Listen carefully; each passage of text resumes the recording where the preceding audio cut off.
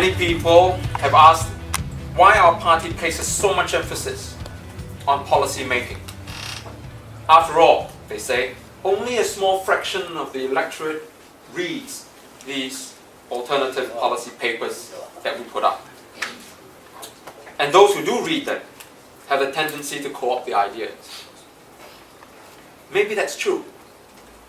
But if we did not spend the time and effort to put up such position papers, how do we know what we are fighting for? And if we don't know what we are fighting for, how can we ask the people for their support?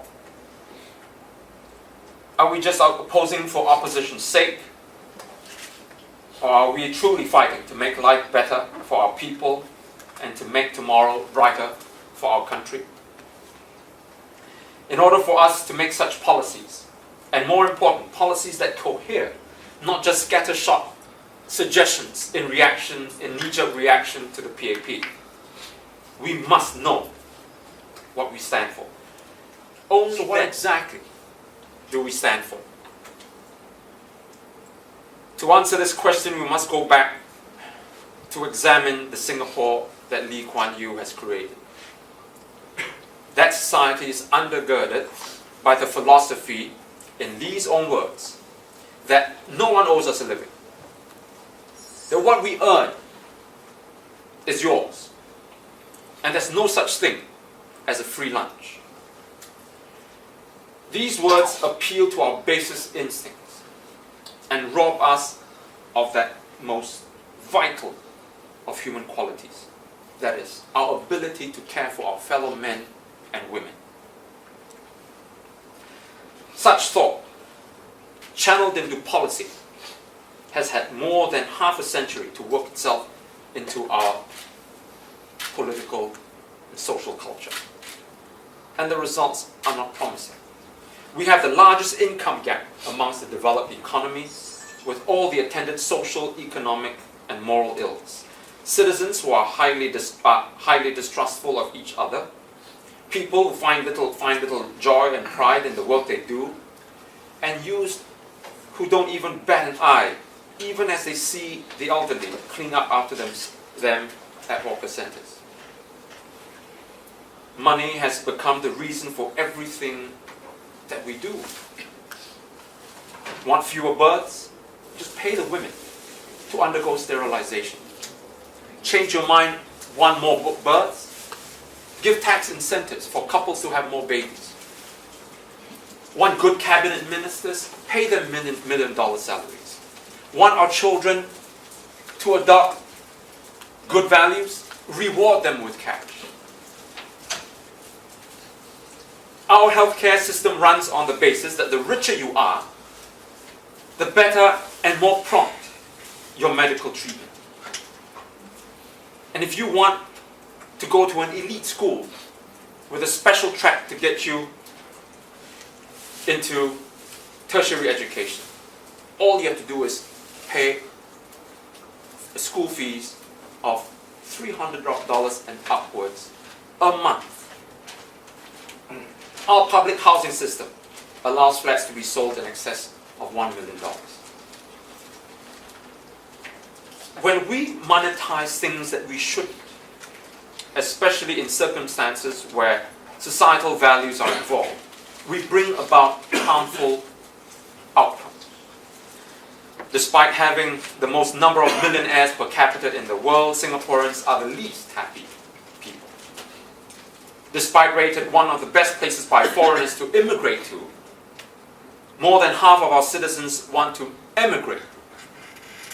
And despite having a compulsory national service, more than a third of our youths say they don't feel any loyalty to this country. Something has gone very wrong. We must change it. We must adopt a different development paradigm and go down a different path. We can and must appeal to our better angels. This is where we, the Singapore Democrats, can be of service to our nation. At the core of our message is the recognition that we, the people of this island nation, are in this together. And if we don't look out for one another, we descend into a society that is at once brutal and unevolved. It is a society devoid of humanity, and one that we, for our own sakes, cannot afford to become. We believe that the role of good government is to care for citizens who need assistance, and then getting out of the way when they are up and running. This is the philosophy upon which the SDP has built our foundation. And it will be the basis upon which we will continue our work. Indeed, our alternative policies are predicated on the belief that a government must care for the elderly poor who have to queue up at temples just to have a free meal.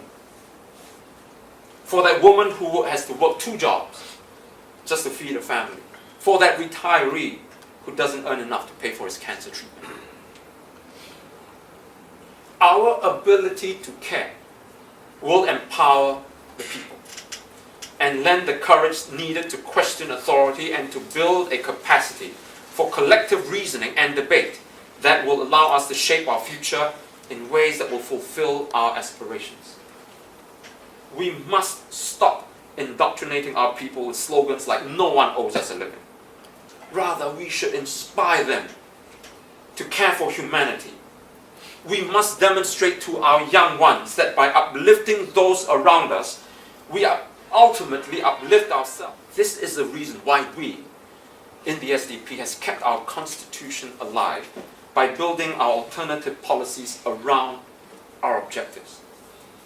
This is why our alternative policies on ministerial salaries, healthcare, housing, population, and ethnic minority are coherent.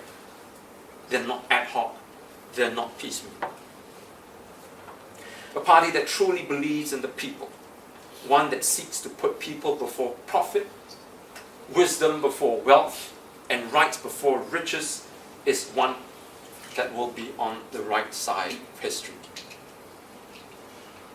We encourage Singaporeans who believe in this creed to join us and work with us to make our vision a reality. With the right hearts and the right minds, there is little that we cannot achieve. This is who we are. This is what we stand for.